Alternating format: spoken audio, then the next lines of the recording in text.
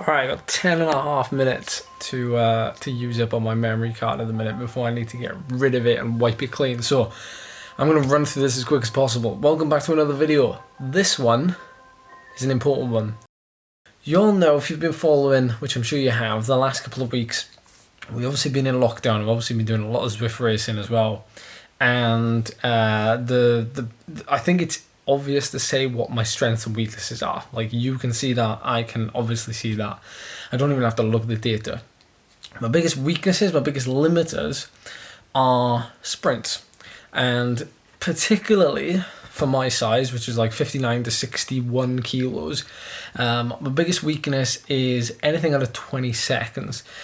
Now, I want to set myself a goal for the next 2 weeks at least to dedicate some time to try and well, not so much fix it, but just dedicate some time to it.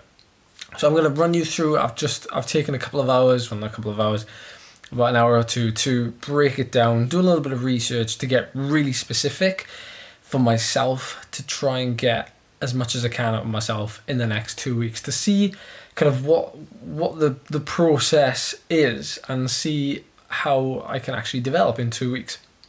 Now, that's obviously not a lot of time, but being that I don't do probably any sprint training whatsoever, even kind of cadence stuff at the minute, it'll be interesting to see how I respond to it. So, got a couple of notes, and I'm just going to reel them off you right now. So, what I've done is I've compared the last 30 days to find out what my best indoor 10-second power is, and we're focusing on indoor power because that's what I've been riding the last 30 days. And also that's why I've been racing on Zwift for the last 30 days. Well, actually the last 45 days or so. But that's what we're going to go for. The last 30 days.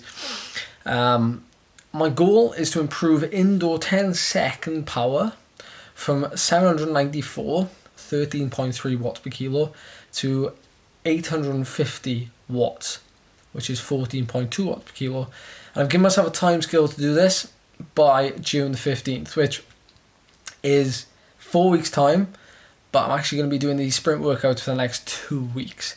So we'll test, or rather test, I'll get onto that in a minute, but I'm going to try and achieve this by doing 3 workouts a week, and they're going to be spaced out Tuesday, Thursday and Saturday. Now, all the sprints are going to be, or the sprint drills rather, are going to be in between the 5 and 20 second time range, depending on what the actual drill is. So I'm going to break it down into 3 sections for you right now. So, first off, we're going to work on strength. Now, strength work can be worked on with, particularly on the bike, standing still workouts or standing starts. So I'm going to be doing 3x3, well, 3x3, yeah, using a gear that has moderate resistance and reaching up to 110 plus RPM. Now, this is what you'd call a general sprint. So just a general sprint, 3x3 general sprints, not 3 seconds. With 10-minute recovery, plenty of recovery between them because I need to do them at maximum effort. And then in the same workout, I'm going to do, again, 3x3, so 3 sets of 3, with a gear with heavy resistance, targeting a maximum of 80 RPM. So we're going to be starting at a really big gear, possibly 5313 or even bigger, and then, finishing the effort at around 80 RPM. So we start it at literally 0 RPM, and we finish at around 80. Again, 10 minutes recovery between these. Next off, in the next interval session on the Thursday, we're going to be doing acceleration work. And this will be a rolling sprint workout. And one set will be broken down like this. 20-second sprint with 1 minute 40 seconds recovery. So that's 2 minutes, and that's one set. I'm going to do 4 sets, 4 sets of 4, with 8 to 10 minute recovery between sets. Pretty simple workout, that one. And then activation work, which is leg speed work. We're just going to be doing 3x3 again, using a gear that will allow me to quickly get up to 110 plus RPM straight off the line. That's working what a lot of riders call the snap.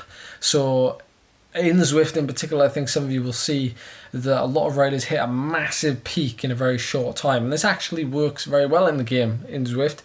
It favours people who can accelerate very quickly and hit that peak kind of maximum power in a very short space of time, because that's what accelerates your character in the game. So that's what I'm going to be working on that. Now, how will we know if this works is the important thing, because it needs to be measurable. Well, easily done with sprint training, because it's ongoing testing. So every time we'll do a sprint, it'll be data collection. Every time we do a sprint, more data collection. So, but we'll know when we hit the number. So either fresh, in one of these workouts, or during a race or at the end of a race, So basically what I'm looking for is, with that goal, we're looking at a 50 watt increase, which is the equivalent of a 1 watt per kilo increase. Hopefully, if we stay at the same weight, obviously. We're going to use the baseline weight as 60 kilos, just to keep it nice and round, nice round figure. And then anything else I need to touch on? Well, I've made some notes. A couple of things. Nutrition. We're going to be aiming for a balanced diet, not going to deprive myself of anything. Nothing's going to change in terms of diet. Diet is still going to stay high in carbs, moderately low in fat, and then kind of standard protein intake. Sleep, I'm going to concentrate on, trying to get to bed before 10 or 10:30, and then up at like 6:30, 7 o'clock every morning. In terms of supplements, I won't really take anything apart from I'm taking Science and Sport Rego as a recovery drink at the minute, so I'll just keep taking that, especially if I'm doing double days. If I am doing double days, these will come probably on the double days. I'll do these sessions first, just so that I'm fresh to do them, and then off the bike I'm going to be following, because Wahoo are tied in with the Sufferfest. I'm going to be doing Sufferfest guided pre-ride activation work, core work, glute and hamstring mobility and flexibility. These are just 15-minute sessions. I'm going to do them 2 to 3 times a week. I'm not going to put too much emphasis on these, but what I do want to do is use them as supplementation. So I want to do these short workouts that will, give me more shoulder stability, increase my core stability, things that you'd necessarily associate with, maintaining a strong kind of pillar to build that sprint onto. So that's it really. Really quick, really short. Well, actually managed to get it done before 10 minutes. So this is it. This is me holding myself, I guess, a little bit accountable to my weakness, and you all know it's my primary weakness, and we're just going to dedicate 2 weeks to it. See what happens in 2 weeks. I know it's not a long period of time, but given that I don't actually do it, if at all, in my training, then we'll see what can happen in 2 weeks. So stay tuned. This is the documentation of that. Have a great day.